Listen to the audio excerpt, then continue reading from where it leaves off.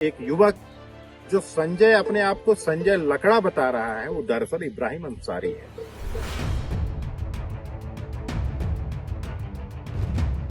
संजय लकड़ा संजय लकड़ा और इब्राहिम अंसारी का उसी का व्यवसाय है। वहाँ क्या व्यवसाय करता है? वो गाय भैंस पाल कर रखा है और छेरी बकरी, लेकिन कब लाता है, कैसे लाता है कि इसका कोई किसी को उसका इब्राहिम अंसारी है और यहाँ संजय लकड़ा के नाम से बताता है कि कितनी जमीन पे अब तक कब्जा हो चुका है मैनपाट पे? हजारों एकड़ जमीन में अभी तक तो। यहाँ पे कभी जंगल हुआ करते थे। देखिए ये पेड़ है, ये पूरे पेड़ आप देख सकते हैं, पूरा ये पीछे तक पेड़ है। लाइट में हम दिखा रहे हैं अंधेरे में। और इसी तरीके से होता है, रातों रात कब्जा होता है। लोग आते हैं, पेड़ काटते हैं। वन विभाग, राजस्व अमला और जिला प्रशासन इस पे जो मौन है। खूबसूरत वादियों में बसा छत्तीसगढ़ का हिल स्टेशन मैनपाट सैलानियों के लिए आकर्षण का केंद्र है। मैनपाट को छत्तीसगढ़ का शिमला भी कहा जाता है, लेकिन पर्यटन के मानचित्र पर इसका नाम स्वर्णिम अक्षरों में अंकित हो पाता उससे पहले ही छत्तीसगढ़ के सरगुजा जिले का प्राकृतिक सुंदरता से भरा ये क्षेत्र प्रशासन की निष्क्रियता से भूमाफियाओं के लिए चारागाह बन चुका है। लगातार यहाँ की वन भूमि पर खुलेआम कब्जा किया जा रहा है और राजस्व अमले की मिली भगत से कई बाहरी संदिग्ध लोग यहाँ काबिज होते जा रहे हैं। आश्चर्य तो ये कि भाजपा एक और तो झारखंड में अवैध घुसपैठ के साथ साथ वहां की बदलती डेमोग्राफी को मुद्दा बनाकर चुनाव लड़ रही है, वहीं झारखंड से लगे छत्तीसगढ़ में भाजपा की सरकार रहते हुए भी यहां जमीन पर अवैध कब्जे और फर्जीवाड़े पर कोई कार्रवाई ही नहीं कर अपना दोहरा चरित्र प्रदर्शित कर रही है। पहल ने मैनपाट के स्थानीय निवासियों की मांग पर जब पड़ताल की तो बेहद चौंकाने वाला खुलासा हुआ, जिससे सरगुजा के प्रशासन की संदिग्ध भूमिका पर बहुत ही गंभीर सवाल खड़े हो रहे हैं। यहाँ भी एक व्यक्ति के दो नाम वाली बात सामने आ रही है, जिसकी जांच केंद्रीय एजेंसी को कर यहाँ चल रहे षड्यंत्र का भंडाफोड़ करने की सख्त आवश्यकता है। हम इस समय है मैनपाट में, छत्तीसगढ़ का शिमला। जी हाँ, सुरम्य वादियों में ठंडी हवाओं के लिए ये मैनपाट प्रसिद्ध है और इसे छत्तीसगढ़ का शिमला कहा जाता है। लेकिन दुर्भाग्य की बात तो ये है कि ये जो छत्तीसगढ़ का शिमला है, ये धीरे धीरे कहीं मरुस्थल यानी रेगिस्तान में भी न तब्दील हो जाए, ये असंभव नहीं बल्कि संभव लग रहा है। क्यों? क्योंकि प्रशासन ने, राजनेताओं ने अपने आंख बंद कर लिए हैं। प्रशासन पूरी तरीके से यहाँ अंधा बना हुआ है। मैनपाट के कुछ लोग हैं, हम उनसे जानना चाहेंगे कि आखिर यहाँ पे जो जमीन पे जो कब्जा हो रहा है, जी सुरम्यवादी है, छत्तीसगढ़ का शिमला कहा जाता है जी, और भारतवर्ष में एक बहुत अच्छी पहचान ये बना सकता था पर्यटन में, अभी भी बना सकता है, कुछ बिगड़ा नहीं है जी। कितनी जमीन पे अब तक कब्जा हो चुका है मैनपाट पे? हजारों एकड़ जमीन में अभी तक तो हो गया होगा। हजारों एकड़ में? जी। और अखबारों के माध्यम से या मीडिया के माध्यम से बात ये आती है कि 400 एकड़ 500 एकड़। जी जी। माने वो भी एक तरीके से देखा जाए तो बेमानी है, जी, हकीकत कुछ और है। जी। कितने हजार एकड़ में हुआ होगा कब्जा? वैसे पूरे मैनपाट में तो आप देखेंगे तो 1000 से भी ज्यादा है, जिसका अंदाजा नहीं लगा सकते हैं, इतना काबिज है। क्या नाम है आपका? शुभ नाम क्या? मेरा नाम है राधेश्याम यादव। राधेश्याम यादव जी हैं, मैनपाट के कई मामलों में बड़े मुखर रहे हैं। अभी एक हम कब्जा देख के आ रहे हैं जी। जो पुनर्वास की जमीन, जो सरकारी पुनर्वास की जमीन होती है, सरकारी जमीन होती है, जी। बगल में फॉरेस्ट है जी और ये सरगुजा और रायगढ़ की जो सीमा लगती है, जी जी वहां पे एक व्यक्ति है, वो कब्जा कर रहा है जी किसी और के कंधे पे बंदूक रख के। जी जी। क्या नाम है उसका? उसका इब्राहिम अंसारी है और यहाँ संजय लकड़ा के नाम से बताता है कि मैंने आपको फोटो दिखाई जी कि वो बता रहा है कि मैं संजय लकड़ा जी, हूं। मैं संजय लकड़ा। लेकिन उसकी बोलचाल के लैंग्वेज में, बोलचाल की जो भाषा होती है, जी उस पे वो कहीं नहीं है, न यहाँ के कुड़ू खखड़ा जानता है, न यहाँ की सरगुजिया भाषा जानता है। उसके बाद भी वो संजय लकड़ा बना हुआ है, लेकिन जबकि उसका नाम इब्राहिम अंसारी है। माने एक तरीके से देखा जाए तो ये जो बार बार प्रश्न उठता है कि जो डेमोग्राफी चेंज हो रही है, परिवर्तित हो रही है, उसका भी नमूना अब मैनपाट में देखने को मिल रहा है। कितनी एकड़ जमीन पे वो कब्जा कर चुका है? अभी तक वो 20 एकड़ में कब्जा कर चुका है। कर चुका है। जी क्या उस पे आप लोगों ने ये भी सुनने में आया कि पिछली कांग्रेस सरकार पे कब्जा शुरू हुआ, जी बेतरतीब कब्जे शुरू हुए जी जी और उस पे आप लोग शिकायत करने भी गए, जी, कार्रवाई हुई? कुछ नहीं हुआ सर। कुछ नहीं हुई। जी जी देखिए क्या बात है, अमरजीत भगत बहुत लगे रहते हैं कि हम यहाँ पे ये कर रहे हैं, हम सामाजिक मुद्दे उठा रहे हैं, राजनीति चमका रहे हैं, लेकिन वही अमरजीत भगत कब्जे के मामले पे मौन रहे और अभी भी उनके मुंह से कोई शब्द नहीं निकल रहे हैं। अब वर्तमान जो सरकार है वो भाजपा की है, यहाँ भी कब्जा बदस्तूर जारी है और यहाँ पे बकायदा कब्जा बढ़ भी रहा है। और जो सरकारी प्रशासन यहाँ पे है, प्रशासन ही अंधा हो चुका है। प्रशासनिक अधिकारी हैं, उनको तो कोई लगाव ही नहीं है कि यहाँ की प्रकृति नष्ट हो जाए, भ्रष्ट हो जाए या कब्जा हो जाए। खुलेआम जो हम अपनी आंखों के सामने देख रहे हैं, एप्लीकेशन देख चुके हैं, सब देख चुके हैं, लगा हुआ है, लेकिन उसके बाद भी कोई कार्रवाई नहीं हो रही है। अब हम और भी इस मुद्दे पे एक और भी बात करेंगे जिन्होंने शिकायत की थी। क्या नाम है आपका? मंजीत यादव। मंजीत यादव। कहाँ रहते हैं यादव जी आप? केसरा में। भाई ये बताओ कि ये इतनी खूबसूरत जगह, जी पहले यहाँ जो था कि एसी वगैरह भी जरूरत नहीं पड़ती थी, गर्मी में भी ठंड लगती थी, कंबल ओढ़ के लोग सोते थे।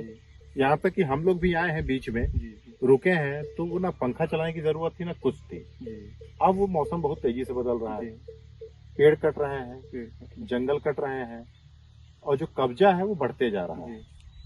क्या है ये? शिकायत की थी आपने? जी किए। क्या हुआ इस पे? इसमें कुछ नहीं हुआ।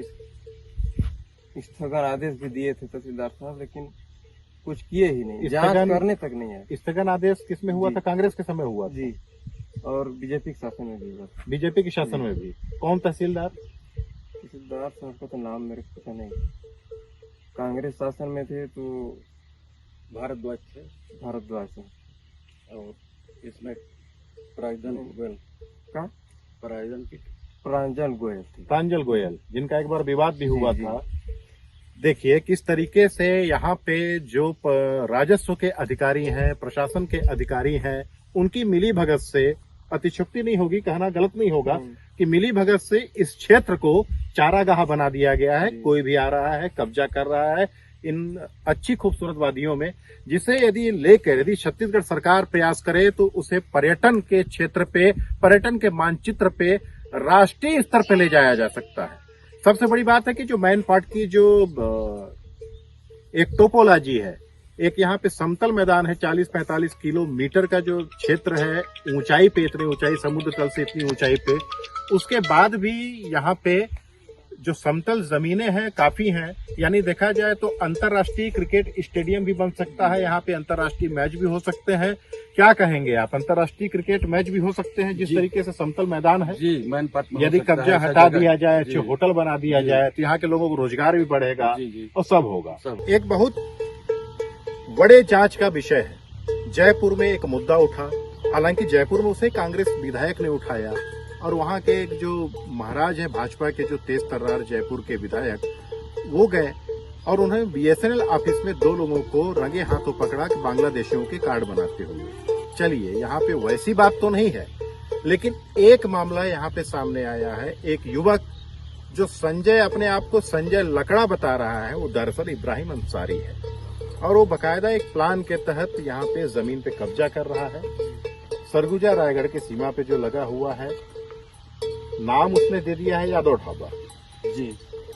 और जब मुझसे पूछताछ की है तो उसने बताया कि हम, ये तो इनकी जमीन है, लेकिन पूरा व्यवसाय किसका है वहाँ पे? संजय लकड़ा इब्राहिम, संजय लकड़ा और इब्राहिम अंसारी का, उसी का व्यवसाय है वहाँ। क्या व्यवसाय करता है वो? गाय भैंस पाल कर रखा है और छेरी बकरी, लेकिन कब लाता है, कैसे लाता है, कि इसका कोई किसी को पता नहीं चलता है। देखिए, मैंने प्रशासन जो है कई जगह आंख मूंदा पड़ा है। राज्य की सीमाएं हैं, जिलों की सीमाएं हैं अपनी, और यहाँ से देखा जाए तो जिस क्षेत्र में हम गए थे वो रायगढ़ लगा हुआ था। तो एक तरीके से देखा जाए तो काफी जो संदेहास्पद लोग हैं, अभी आप कुछ देर पहले बता रहे थे कि रात में कहाँ से कितने लोग आते हैं और लोग अपना यहाँ धीरे धीरे बसना शुरू कर रहे हैं। ये क्या सही है कि आप ऐसा ही बोल रहे हैं? सही है महाराज, सही बात, मैन पार्ट में सही है। क्या देख रहे हैं आप लोग? क्या चिंता होती है मैन पार्ट के भविष्य को लेकर? मैन पार्ट में असुरक्षित महसूस हो रहा है। बाहरी लोग आकर के रुक जा रहे हैं, नहीं तो यहाँ स्थायी निवास हो जा रहा है उनका स्थायी धीरे-धीरे। निवास हो जा रहे हैं। किन किन क्षेत्र में ये ज्यादा हुआ है? अभी तो कमलेश्वरपुर क्षेत्र में ज्यादा हुआ है। कमलेश्वरपुर में। जी। एक चीज देख रहे थे हम, जैसे ही आ रहे थे तो सरकारी जो जमीनें हैं वहाँ पे बकायदा उन लोग अपना कब्जा कई लोग कर करके रखते जा रहे हैं। जी दोनों ओर कीमती जमीनें जो सड़क के किनारे हैं। जी जी यहाँ भी हम गए तो देखे कि सड़क के ही किनारे कब्जा हो रहा है। जी तो क्या प्रशासनिक अधिकारी बीच बीच से देखते नहीं है, पटवारी है, इनकी जो भूमिका है या वन विभाग की जो भूमिका है कि देखें कि वन की जमीन कैसे कम हो रही है, क्या इस पे कोई नियंत्रण नहीं है? नहीं, नियंत्रण अब नहीं रखा। आप लोग आवाज नहीं उठाते हैं? आवाज उठाने से भी दबा दिया जाता है आवाज अधिकारियों द्वारा। देखिए, पशुपालन यहाँ का मुख्य व्यवसाय है। काफी लोग हैं यहाँ के, क्षेत्रीय भी हैं, जाति के लोग भी हैं, जनजाति के लोग भी हैं, यादव समाज के लोग भी हैं। पीछे से देखिए ये जो भैंस आ रही हैं, कई गौवंश रहते हैं, तो ये घंटियों की आवाज आ रही है। इसे गोधली बेला कहते हैं। सूर्यास्त हो रहा है और लालिमा जो है सूर्यास्त की वो बिखरी हुई है, और इसी दिन के उजाले से लेकर अब तक यह जो सूर्य के अस्त होने तक हम लोग एक यहाँ पे एक देख रहे थे कि किस तरीके से मैनपाट का जो मौसम है एक भ्रष्ट प्रशासन तंत्र के कारण परिवर्तित हो रहा है, और जो लोलुप हैं जमीन के कि इनका कब्जा करने के बाद भी पेट नहीं भर रहा है। सरकारें तो जो भी आती हैं वादा करती हैं और वादा करके चली जाती हैं, लेकिन हकीकत उसके कुछ उल्टे है। मैनपाट के कुछ लोगों से हम बात करेंगे कि यहाँ पे आखिर एक और संगीन मामला जो उभर कर सामने आ रहा है उसका क्या कारण है। यह कहीं राष्ट्रीय सुरक्षा का विषय तो नहीं है? ये देखिए, नैसर्गिक वादियों में खुलेआम कब्जा सरकारी जमीन में।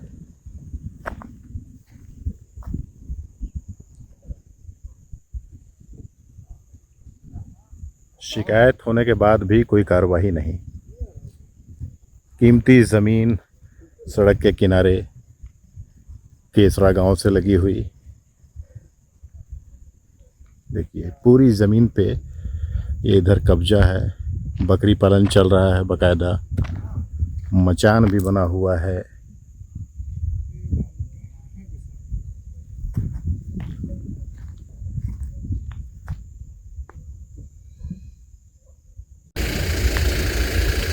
देखिए, मैनपाट की एक कीमती जमीन, सरकारी जमीन है ये, और इस पे धीरे धीरे कब्जा।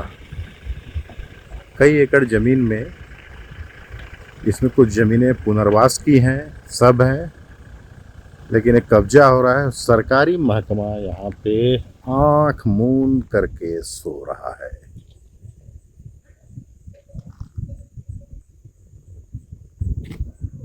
देखिए, मैनपाट का बारदाड़ क्षेत्र, तराई का जो क्षेत्र है मैनपाट से सीतापुर के रास्ते पे, और यहाँ पे ये 1.5-2 साल से ये कब्जे की कवायद हुई।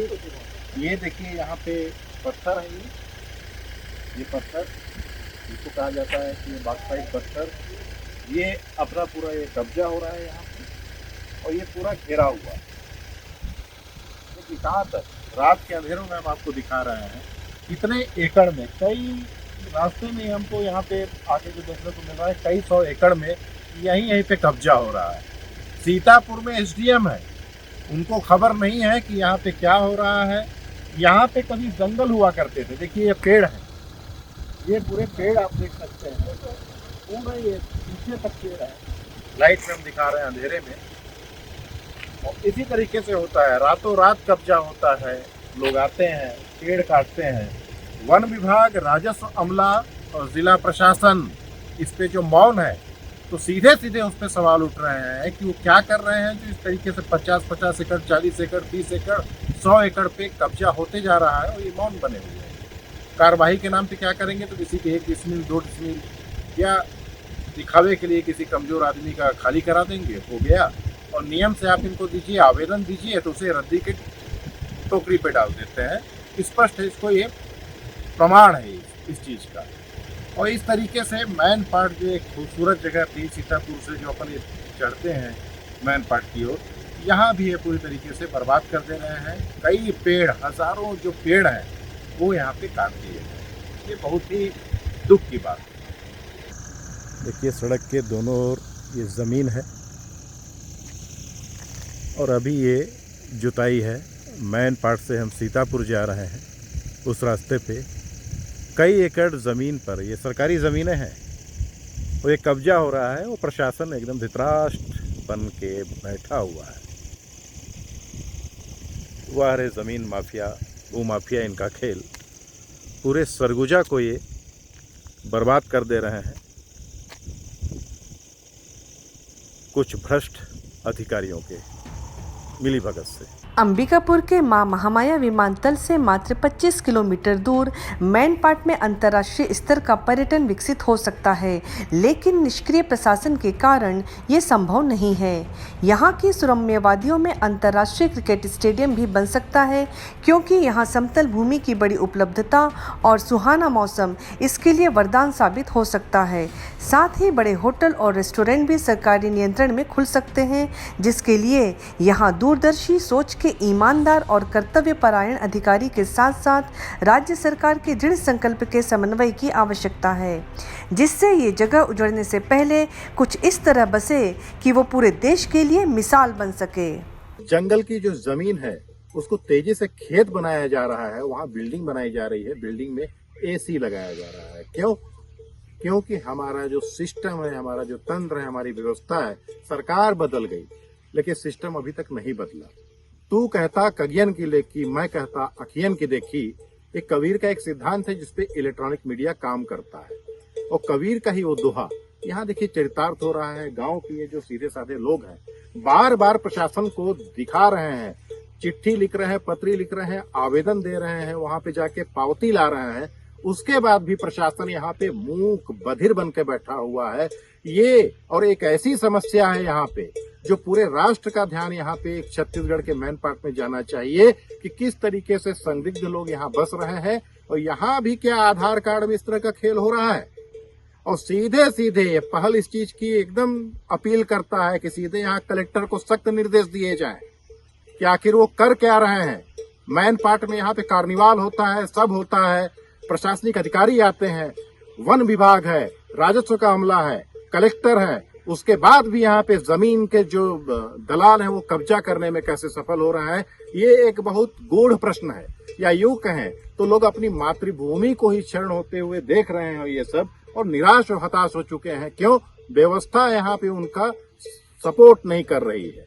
ये यहाँ के जो लोकल हैं, कई सालों से लोग बसे हुए हैं और ये भी कहा जाता है कि जिनके पास 1 डिसमिल, 5 डिसमिल, 10 डिसमिल जमीन है उसको तो प्रशासन हटा देता है, लेकिन जो ताकतवर कद्दावर होते हैं, जो रहस्यमय लोग हैं, उनकी कोई सुनवाई नहीं होती है। तो पहल में आज हम यहीं से गुजारिश करेंगे कि ये सीधे सीधे राज्य सरकार के जो अच्छे मुखिया हैं, विष्णुदेव साय सहज और सरल व्यक्तित्व है, लेकिन जिस तरीके से विष्णुदेव साय ने भी कहा था कि राजस्व के अमले पर हम कलेक्टर पे हम सीधे एक्शन लेंगे, तो ये जो विषय है ये सीधे एक्शन का है, क्योंकि यहाँ पे पूरे प्रमाण दिख रहे हैं किस तरीके से कब्जाया जा रहा है और प्रशासन उसको दबाने में लगा हुआ है।